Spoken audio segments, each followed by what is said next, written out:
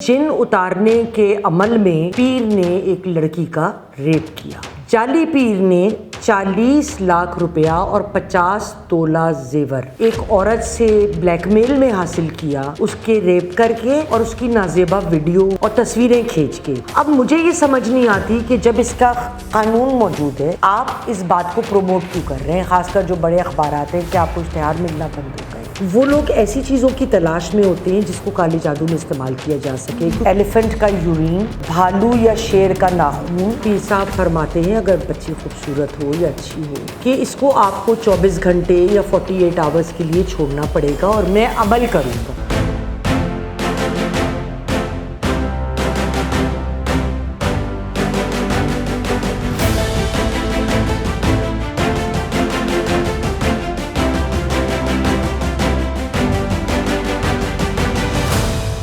السلام علیکم ناظرین، پروگرام یاسمین کی بیٹھک کے ساتھ میں ہوں آپ کی میزبان عفیفہ رو، اور میرے ساتھ موجود ہے ہماری سینئر تجزیہ کار یاسمین آفتاب علی صاحبہ۔ السلام علیکم میم۔ وعلیکم السلام میم، کچھ دن پہلے جو ہے مجھے اتفاق ہوا ساؤتھ پنجاب کی طرف سفر کرنے کا، اور کیونکہ بائی روڈ تھا سفر اور دن کا ٹائم تھا، تو آپ یقین کریں گے ہر دیوار کے اوپر جو ہے نا وہ پیر عامل بابا، تو بنگالی بابا، تو فلانا بابا اور ڈھمکانا بابا، اور مطلب اس طرح کے اتنے اشتہار لگے ہوئے تھے کہ ایسا لگتا ہے کہ ہمیں ہر مسئلے کا حل ہی ان بابوں کے پاس ہے، اور جبکہ ملک میں جو مسائل کی کمی بھی نہیں ہے کہ مسائل کم ہونے پہ آ ہی نہیں رہے، اتنے بابے اور پھر مسائل بھی حل نہیں ہو رہے۔ تو یہ آخر یہ بابوں والی کیا سٹوری ہے؟ دیکھیے، پہلے تو میں آپ کو چند ایسے کیسز بتاؤں گی جو پروو ہوئے اور اخبارات میں جن کا بہت زیادہ چرچا رہا، رپورٹڈ کیسز ہیں سارے۔ ایک کیس 4 لوگ پکڑے گئے، وہ کوری روڈ پہ ایک پرانے قبرستان میں ایک پرانی قبر کھودی جا رہی تھی، تو جب ایک عورت سے سوال جواب کیا گیا جو پکڑی گئی، اس نے کہا میرا میاں لاپتہ ہے، اور جن پیر صاحب کے پاس میں گئی انہوں نے مجھے ایک تعویذ دیا اور کہا کہ پرانی قبر میں دبا دو، اور میں نے 2000 روپیہ دیا جو یہ قبر کھودتے تھے ان لوگوں کو کہ مجھے ایک قبر کھود دو۔ ایک اور کیس گوجرا کا 2022 کا، جس میں جن اتارنے کے عمل میں ایک پیر نے ایک لڑکی کا ریپ کیا۔ 2021 ایک جعلی پیر نے 40 لاکھ روپیہ اور 50 تولہ زیور ایک عورت سے بلیک میل میں حاصل کیا، اس کے ریپ کر کے اور اس کی نازیبا ویڈیو اور تصویریں کھینچ کے، اور پھر پتہ چلا کہ یہ ٹبہ سلطان پور میں بھی اس نے ایک عورت کا ریپ کیا تھا۔ اچھا، اس کے بعد سے 2014 شیخوپورہ پولیس نے ایک روحانی بابا کو، روحانی بھی ہوتے ہیں نا، روحانی بابا بشارت کو پکڑا، جنہوں نے ایلیجڈلی ان کے اوپر یہ الزام تھا کہ انہوں نے ایک عمردار خاتون کے اوپر جن اور ان کے اندر انہوں نے کہا کہ ایول اسپرٹس ہیں، اس کو نکالنے کی خاطر ان کا گردن قلم کر دی اس عورت کی۔ اور ہم آتے ہیں 2014 پہ، 2021 کے قانون پہ۔ اب 2021 کا قانون کیا کہتا ہے؟ سیکشن 297 اچھا، اس پہ قانون موجود ہے، یہ ایڈ کیا گیا، اور یہ قانون کیا تھا کہ اگر آپ مدد کرتے ہیں کسی کی یہ جادو جنکر اور یہ سارے معاملات میں اور سامان پروکیور کرنے میں، تو اس پہ میکسیمم سزا 7 سال ہے، کم سے کم 6 ماہ ہے، اور 1 لاکھ روپے جرمانہ ہے۔ اچھا، قانون موجود ہے، لیکن کبھی آج تک ہوئی ہے سزا؟ نہیں۔ دیکھیں، جو آپ سڑک پہ جانے کی بات کر رہی تھی نا، آپ تو بہت دور چلی گئی۔ جی ٹی روڈ پہ کیولری گراؤنڈ سے میرا گزرنا ہوتا تھا، تو جب فلائی اوور نہیں بنا ہوا تھا تو نیچے جو گھر اور وہ چھوٹے گھر کے علاقہ ادھر کالے، وہ فلانا کے پاس مردانہ کمزوری کا علاج، اور ایک محبوب آپ کے قدموں میں، یہ تو میں پڑھ کے تھک گئی۔ ایسا لگتا ہے کہ یہی 2 مسئلے رہ گئے ہماری، نہیں، اور بھی بڑے مسئلے ہیں۔ جب میں نے ریسرچ کری تو میں نے یہ دریافت کیا، اور اچھا مزے کی بات یہ عفیفہ، اردو کے اخبارات میں آپ کو بے حساب چھوٹے اشتہارات بھی ملیں گے۔ اب مجھے یہ سمجھ نہیں آتی کہ جب اس کا قانون موجود ہے آپ اس بات کو پروموٹ کیوں کر رہے ہیں، خاص کر جو بڑے اخبارات ہیں کہ آپ کو اشتہار ملنا بند ہو گئے۔ حق سے کھاؤ نا، کیا کر رہے ہو یار؟ ایک تو جاہل قوم، اوپر سے جہالت کو اور ترغیب دینا۔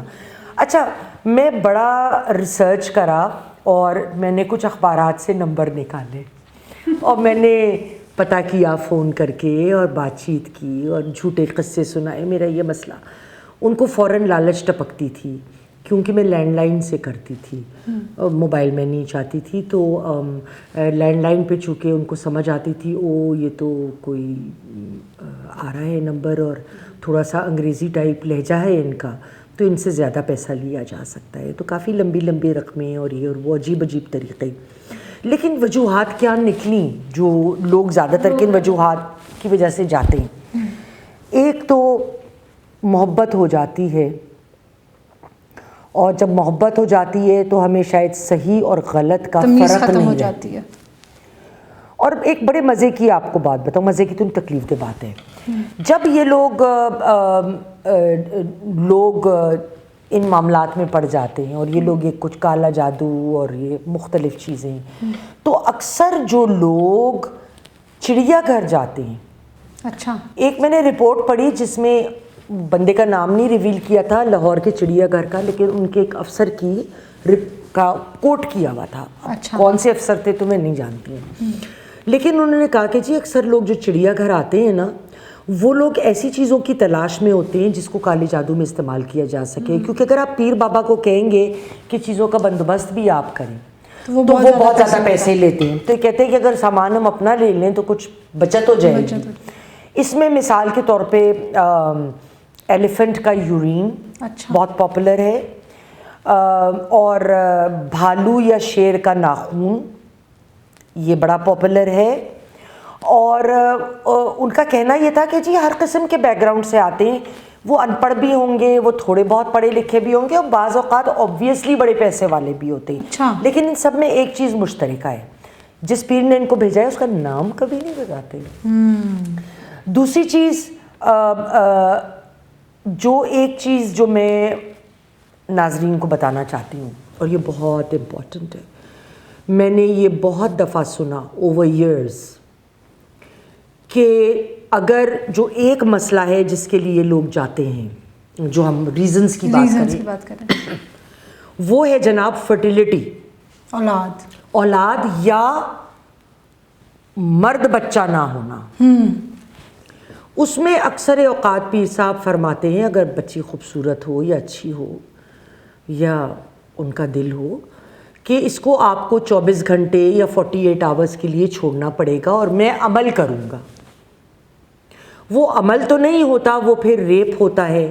اور اگر فرض کریے کہ وہ اپنے میاں کے ساتھ اس ٹائم میں اس کا ملاپ ہو رہا ہے, جبکہ اس کا وہ جو ٹائم ہے ایک بچہ پیدا کرنے کا وہ نہیں ہے, تو وہ نہیں ہوگا. تو اگر اس قسم کا کوئی معاملہ ہے تو وہ اس طرح سدھر جائے گا. اگر نہیں سدھرا 2-4 دفعہ اور بلوا لیں گے. بہرحال ان کے تو مزے پورے ہو گئے پیر صاحب کے.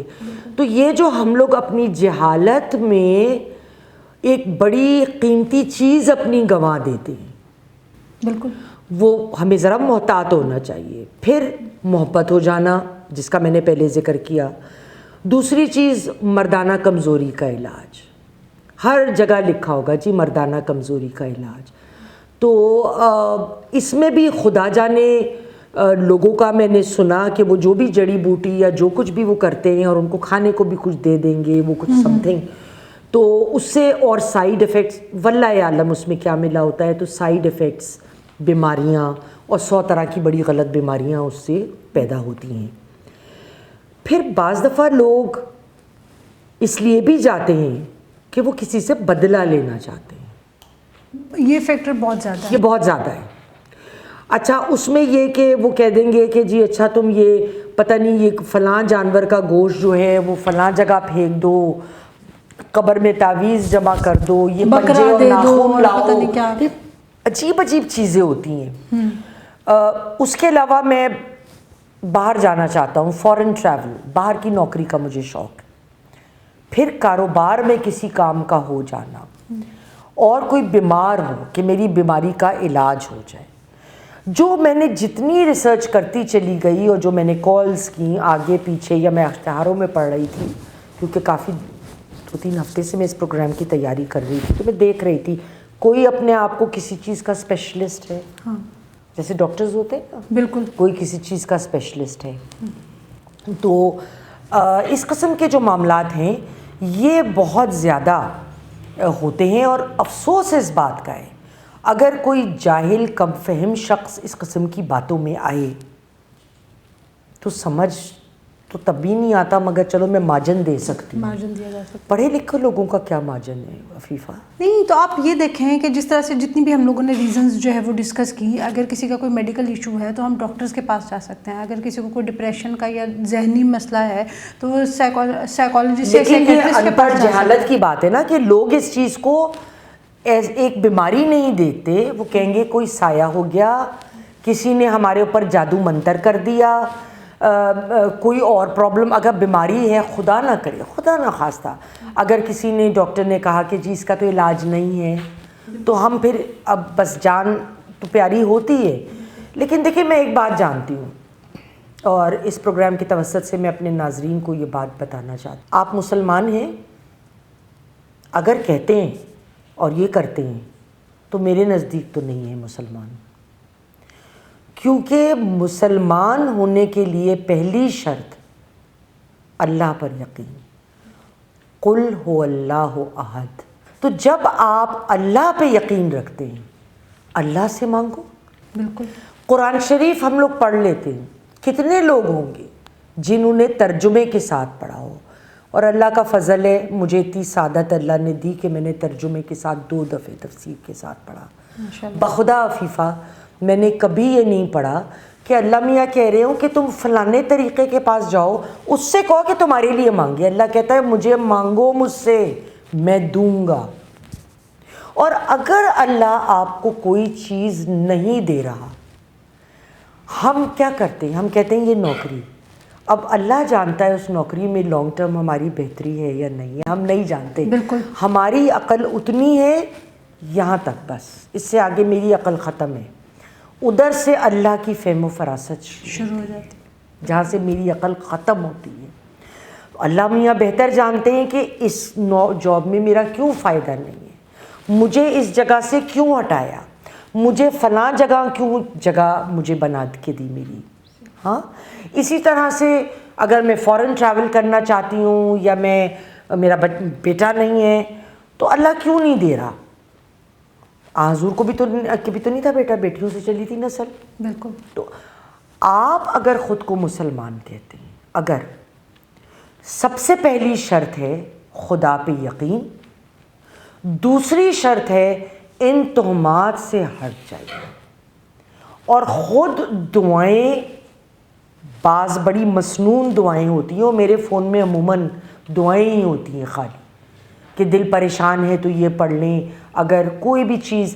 تو میں نے کبھی عفیفہ برسوں پہلے, برسوں ہو گئے, ڈیکیڈز, میں نے اللہ سے کوئی چیز پرٹیکولر مانگنی چھوڑ دی نماز میں.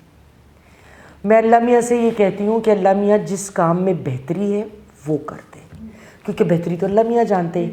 تو جب اللہ میاں سے میں بہتری مانگوں گی تو اللہ بہتر ہی کرنے والا ہے, کیونکہ اللہ کہتا ہے مجھ سے تم فرائض اپنے پورے کرو, مجھ سے مانگو, میں رحیم ہوں. یہ اس کا انٹروڈکشن ہے, میں رحمت کروں گا, کوئی شک نہیں اس میں. تو آپ کو جب اعتقاد ہی نہیں ہے خدا پہ, یہ سب کیا ہے, یہ اعتقاد کی باتیں تو نہیں ہیں. بالکل. اور جس دن ہم دل سے مسلمان ہو گئے تو پھر ان تہمات کی طرف, ان فضولیات کی طرف جو ہے وہ ہمارا دھیان ہی نہیں جائے گا, اور چیزیں خود بخود بہتر ہونی شروع ہو جائیں گی. آج کے ویلاگ کے لیے اتنا ہی. ویڈیو آپ کو پسند آئی ہو تو لائک اور شیئر ضرور کیجیے گا. کمنٹ سیکشن میں ہمیں اپنی رائے سے آگاہ کیجیے گا. انٹل دا نیکسٹ ٹائم, اللہ حافظ.